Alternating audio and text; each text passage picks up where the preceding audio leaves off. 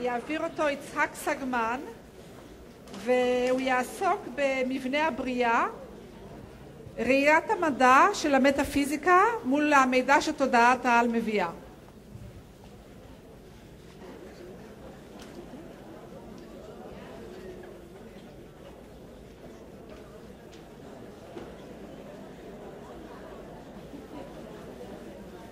עכשיו? זה נמצא באון, אתה באון. רגע, ואיפה חבי את המיקרופון פה? שלא יהיה... שלום לכולם, יש עוד סבלנות לשמוע עוד הרצאה? טוב, בסדר. הנושא קצת שונה.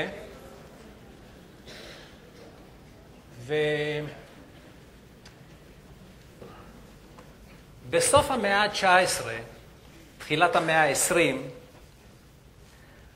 ההבנה הייתה שאנחנו חיים ביקום ענק.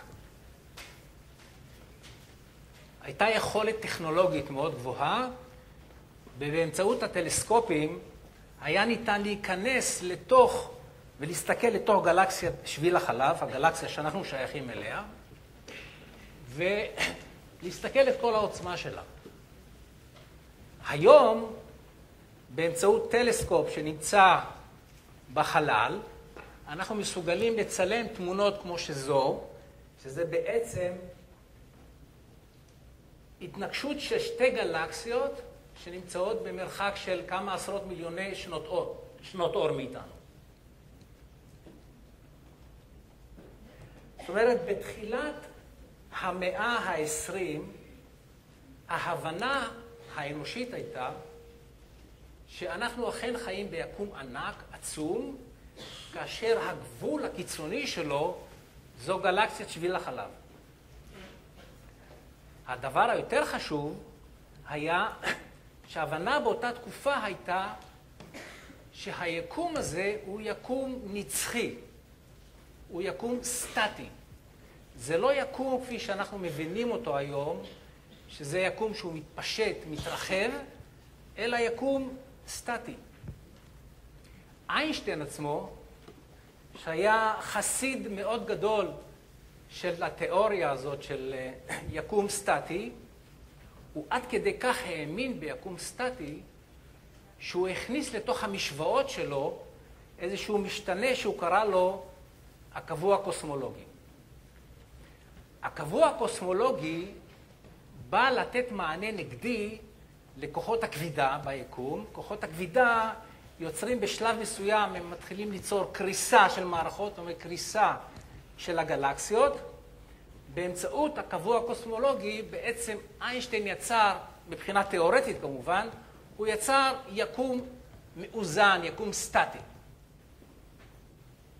ב-1929 כל הפרדיגמה הזאת, כל התפיסה הזאת של יקום סטטי השתנתה באחת. האסטרונום אדווין האבל, זה שעל שמו נקרא הטלסקופ שנמצא בחלל ומצילם גם את התמונה הזאת, האבל גילה, אחרי שנכנס דור חדש של טלסקופים, הוא גילה תגלית מדהימה ומפתיעה על אותה תקופה, שהיא שינתה בכלל את כל הגישה. הוא גילה שהגלקסיות בעצם מתרחקות מאיתנו, הן בורחות מאיתנו, הן אפילו טסות מאיתנו במהירות אדירה. איינשטיין, שביקר במצפה הכוכבים והסתכל על הממצאים, הוא הודע שהקבוע הקוסמולוגי שלו, זאת הייתה, הוא כינה אותה הטעות הגדולה ביותר שלי. אגב, היום המדענים מאמצים מחדש את הקבוע הקוסמולוגי והם שייכים אותו לאנרגיה האפלה שהיא מניעה קדימה את כל הגלקסיות. אבל ברגע שההבנה הזאת שאנחנו חיים ביקום דינמי, שאנחנו חיים ביקום שהוא מתפשט, הוא טס קדימה, זה לא יקום סטטי שעומד על מקומו, אלא יקום מאוד מאוד דינמי, ברגע שההבנה הזאת התקבלה והובנה, המסקנה המתבקשת הייתה, רגע, אם אנחנו חיים ביקום כזה שהוא כל הזמן טס קדימה, זאת אומרת, אם אנחנו הולכים עכשיו אחורה בזמן, ואם אנחנו הולכים אחורה בזמן, זאת אומרת, אם היקום, צורך הדוגמה, הוא עכשיו כזה, אז אחורה בזמן הוא היה כזה, ועוד יותר אחורה בזמן היה כזה, ולבסוף, באיזושהי נקודה בזמן, בעבר הרחוק, הוא היה איזושהי נקודה, שבה כל החומר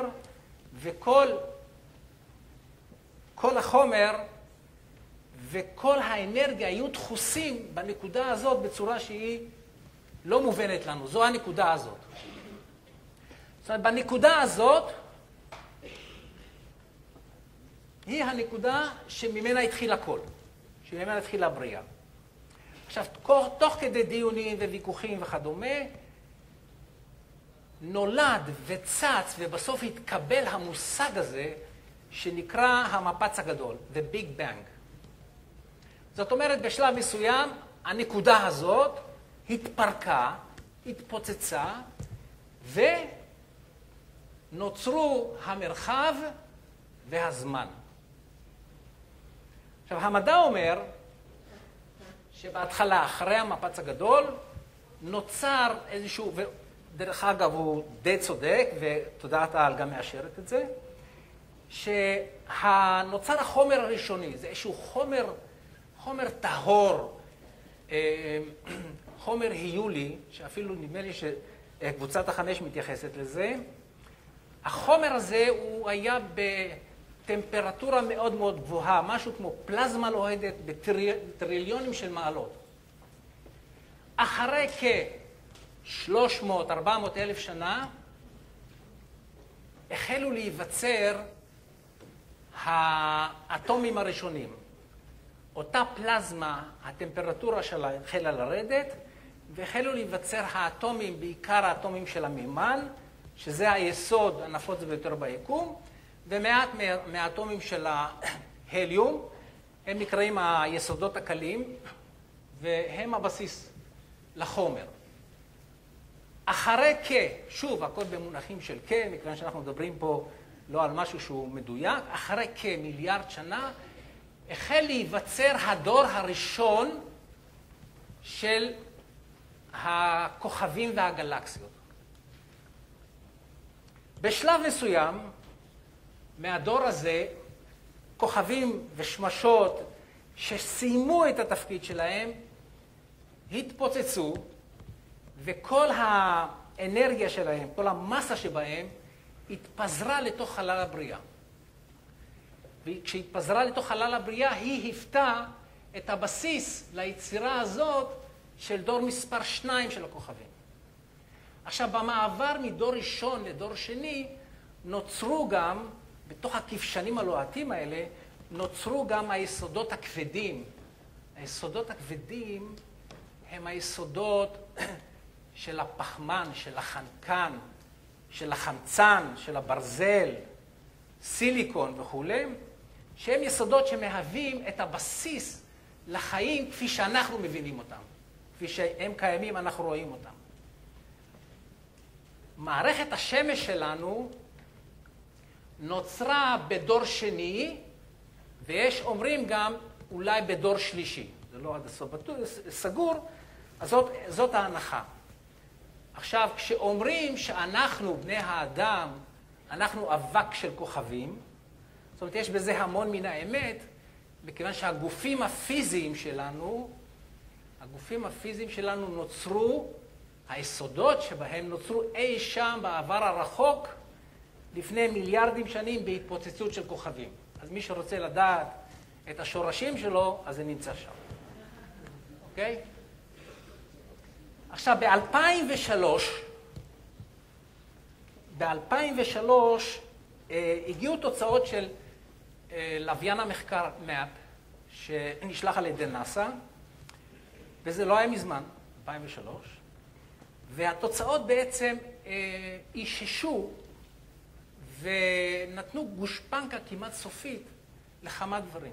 אחד, גיל היקום מרגע המפץ הגדול, הנקודה הזאת, עד לזמננו הנוכחי, נקבע כ-13.7 מיליארד שנה. בסטייה קטנה של 150-200 מיליון שנה, במונחים של הבריאה זה לא הרבה זמן. נקודה נוספת שהתברר סופית, שאכן היקום שאנחנו נמצאים בו טס קדימה, הוא מתפשט, הוא נמתח בצורה מדהימה. נקודה נוספת זה שהמבנה של היקום הוא מאוד מיוחד. במידה רבה הוא חידה גדולה. זאת אומרת, המבנה של היקום מורכב מכ-95% ממנו. זה חומר שהוא אפל. למה הוא אפל? מכיוון שהוא לא מופיע בתדרי האור שאנחנו רואים אותו. המדע מסיק עליו בצורה עקיפה ולא בצורה ישירה.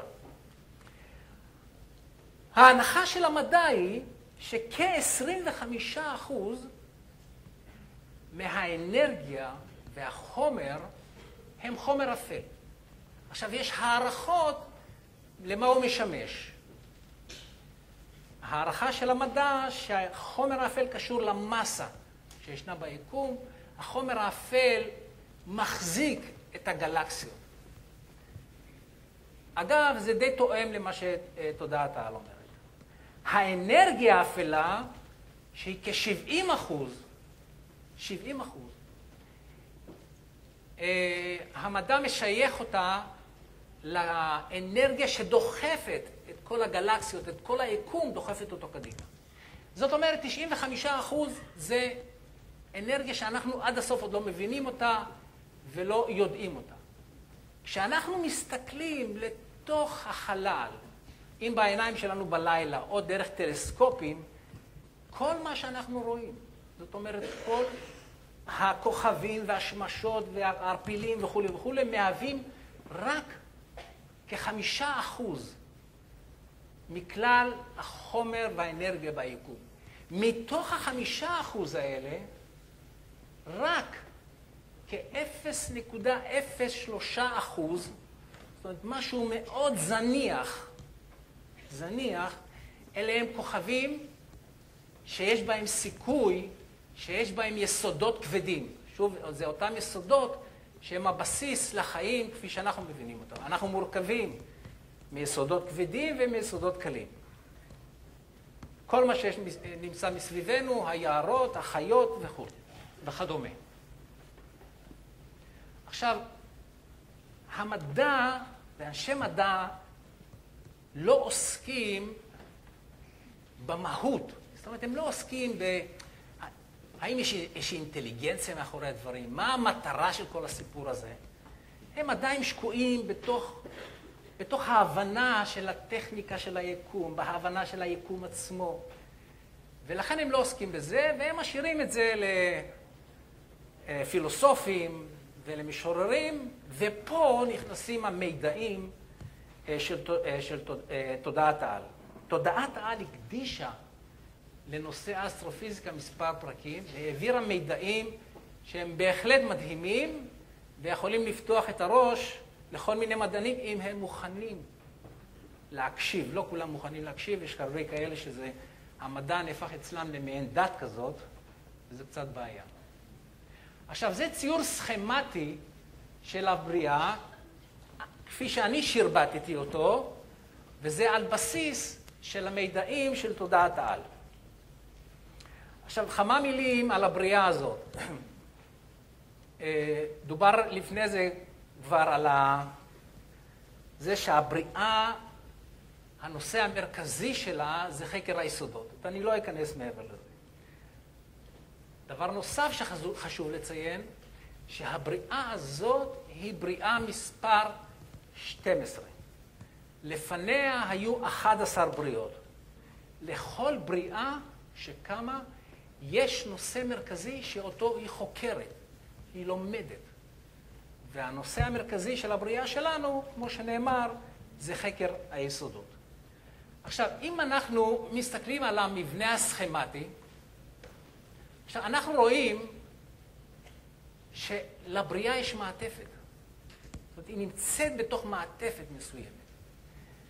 המעטפת הזאת היא מעין שני קונוסים שמחוברים בצד הרחב שלהם פה, ובקצוות יש לנו בקוטב הזה, בצד הזה יש לנו את הצד החיובי, בצד הזה יש לנו את הצד השלילי. יש פה מעברים בתוך שדות החושך, כמו שצוללת נמצאת בתוך המים. לא כמו שספינה שטה למים, אלא כמו צוללת. זאת אומרת, היא עטופה מסביבה בשדות החושך, האנרגטיים הגולמיים.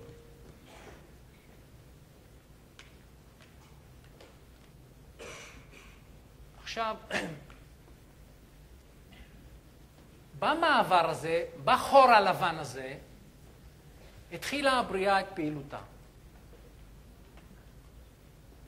פה במעבר הזה נמצא שדה האינטליגנציה. שדה האינטליגנציה זה איזושהי תודעה, איזושהי מהות, איזשהו שכל, איזשהו אלוהים, מי שרוצה לקרוא לזה כך, ששדה האינטליגנציה הוא אחראי על ההקמה של הבריאה ועל הניהול השוטף שלה. עכשיו, בשלב מסוים, שדה האינטליגנציה התחיל להכניס לתוך הבריאה את היסודות של האש, המים, האוויר, בשלב ראשון. האדמה, אגב, נכנסה בשלב שני. האנרגיה שנכנסת פנימה דרך היסודות, שדה האינטליגנציה משנה אותה, עושה לה התאמות, עושה לה איזושהי התמרה, ומכניס אותה פנימה לתוך הבריאה לצרכים של הבריאה. הרגע שבו התחילה פעולת השאיבה של היסודות והכנסתם לתוך הבריאה, הרגע הזה, זה בעצם הרגע שהמדע חושב שזה המפץ הגדול. זאת אומרת, המפץ הגדול זה לא משהו שבאמת איזושהי נקודה דחוסה בצורה שאנחנו לא מבינים אותה, שהתפוצצה, אלא זו פעולת שאיבה. פעולת שאיבה של היסודות משדות החושך פנימה. אגב, פעולת השאיבה הזאת נמשכת כל הזמן, אפילו ברגע הזה. זאת אומרת, הבריאה, שדה האינטליגנציה לא מפסיק להכניס את היסודות פנימה לתוך הבריאה לצרכים של הבריאה. נקודה A, פה, הנקודה הזאת היא נקודה שהבריאה נמצאת בה כבר מזה אלפי שנים. נקודות B ו-C, הנקודות האלה, אלה הנקודות שהמדע חושב שאנחנו הולכים אליהן. זאת אומרת, המדע אומר, והוא בדק את זה דרך מספר פעמים, שאכן הבריאה מתפשטת. היא רצה קדימה בצורה כזאת. זאת אומרת, אם אנחנו רואים פה את הגלקסיות, עכשיו, הגלקסיות נמצאות בחלק העליון, בחלק התחתון ובצדדים של הבריאה. המדע סבור שהגלקסיות האלה בעצם מתקדמות פה על הקו הזה ועל הקו הזה, כן? בפועל מה שקורה, חלק מהגלקסיות כבר התחילו את התהליך של הירידה פה. זאת אומרת של ההתכנסות, של התהליך של ההתכנסות והצמצום של הבריאה. זאת אומרת, הגלקסיות לא נמצאות פה. הן מתחילות את התהליך כלפי מטה, וזה שינוי, וזו גישה אחרת לחלוטין. עכשיו, למה המדע בעצם, למה אנחנו לא רואים את התהליך הזה? אנחנו לא רואים מכיוון שאנחנו לא יכולים להסתכל על... אנחנו לא יכולים להסתכל ולראות באלכסון, בצורה כזאת. אנחנו יכולים רק לראות בצורה ישרה. זאת אומרת, בחיינו פה אנחנו יכולים לעלות איזשהו מזל"ט למעלה, ואז לקבל נקודת מבט הרבה יותר רחבה. פה עדיין אי אפשר לעלות מזל"ט, ולכן לא רואים את זה. זאת אומרת, בפועל מה שקורה, שמתחיל תהליך של ההתכנסות ושל הצמצום.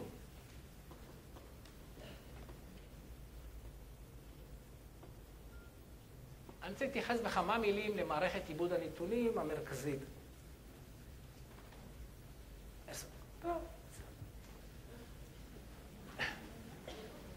תודעת העל משווה או מדמה את הבריאה למעין איזשהו תמנון ענק עם הרבה זרועות. עכשיו, כל זרוע היא בעצם יקום נפרד. זה יקום נפרד שבודק את הנושא המרכזי של היסודות מנקודת מבט אחרת. אוקיי? אנחנו נמצאים ביקום שהסו-קולד המנהל שלו, נקרא לזה, הוא יהובה. לכל יקום כזה יש תודעת על. מה זאת אומרת? יש מחשב מרכזי, יש מחשב קוונטי, ששם נאגר כל המידע, האינפורמציה, המסקנות וההבנות.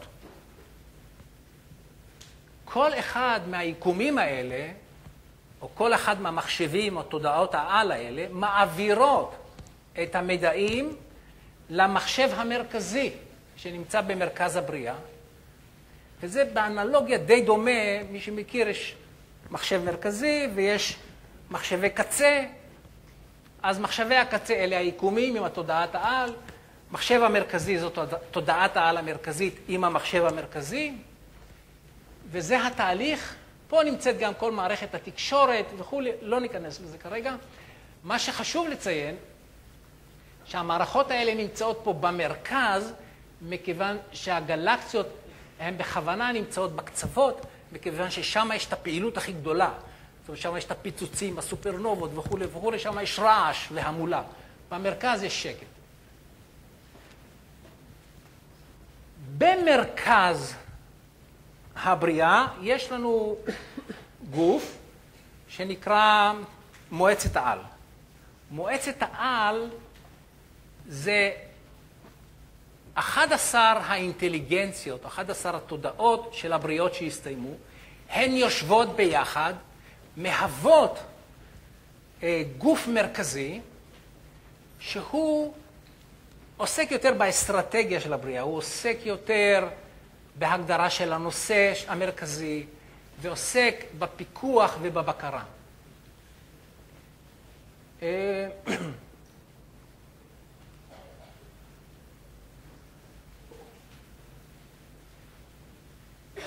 כן. בתהליך הזה, אנחנו כבר התחלנו אותו, זאת אומרת, תהליך של ההתכנסות והצמצום, מתרחש משהו שהוא מאוד מיוחד ויפה. הגלקסיות שיורדות לפה, החומר שבהם הופך לאנרגיה. והאנרגיה הזאת יוצאת חזרה. האנרגיה הזאת יוצאת חזרה לשדות החושך. זאת אומרת, ברמה של המקרו של הבריאה, ברמת המקרו של הבריאה, יש פה תהליך מאוד מעניין. בצד אחד יש לנו אנרגיה שנכנסת לתוך הבריאה, האנרגיה הזאת הופכת לחומר, גלקסיות, כוכבים, אנחנו וכו' וכו', ובשלב מסוים החומר הזה הופך חזרה לאנרגיה, והוא יוצא חזרה לשדות החושך. זאת אומרת, זה די תואם לנוסחה המפורסמת של איינשטיין, שאנרגיה שווה לחומר וחומר שווה לאנרגיה. זאת אומרת, שום דבר לא הולך לאיבוד. מה שנוצר בסוף, נוצר איזושהי דלטה, איזושהי תוספת, שזה ההבנות, המסקנות, מה שהבריאה למדה מתהליך ההתפתחות שלה.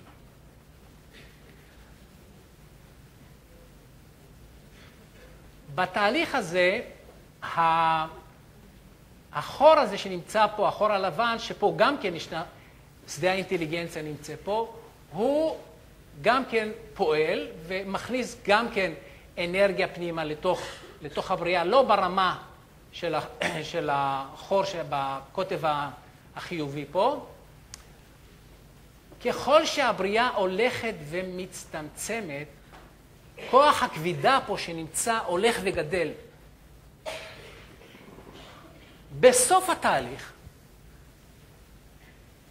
מה שנשאר זה כל הבריאה הולכת ומתכנסת, הגלקסיות מתפרקות חזרה לאנרגיה וחוזרות חזרה לשדות החושך, ומה שנשאר בסופו של דבר זה איזשהו כדור אור, איזשהו דיסק אנרגטי גדול, שמכיל בתוכו את כל האינפורמציה, את כל ההבנות, את כל הלקחים, וגם את כל הליבות, שזה אנחנו בני אדם, והליבות שנמצאות בשאר היקומים.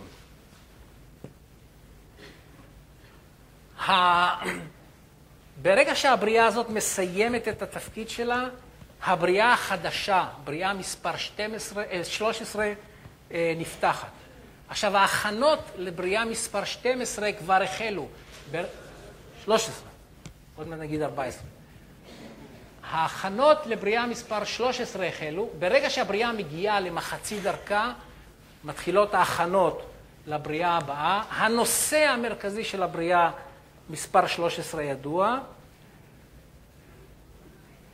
מועצת העל שתהיה בבריאה מספר 13 תכלול את האינטליגנציה המשותפת, את התודעה המשותפת של בריאה מספר 12. עכשיו, שדה האינטליגנציה או התודעה או האלוהים שיהיה מאוד דומיננטי בבריאה מספר 13, זה מיודענו יהובה, שמוכר לנו מהתנ"ך וכו' וכו'. הוא אגב מקבל קידום, ומישהו התלוצץ ואמר הוא מקבל קידום, מקבל רכב חברה, משכורת גבוהה יותר. בכל אופן, הוא זה שיוביל את הבריאה הבאה מספר 13. עכשיו, מאחר והנושא הזה הוא נושא די רחב, וקשה מאוד על קצה המזלג, אני ככה ממש ניסיתי לעמוד בלוח הזמנים, אני הכנתי איזושהי טבלה שהיא מתייחסת ל-18 נושאים, מה המדע אומר ומה תודעת העל אומרת, כן? חורים שחורים,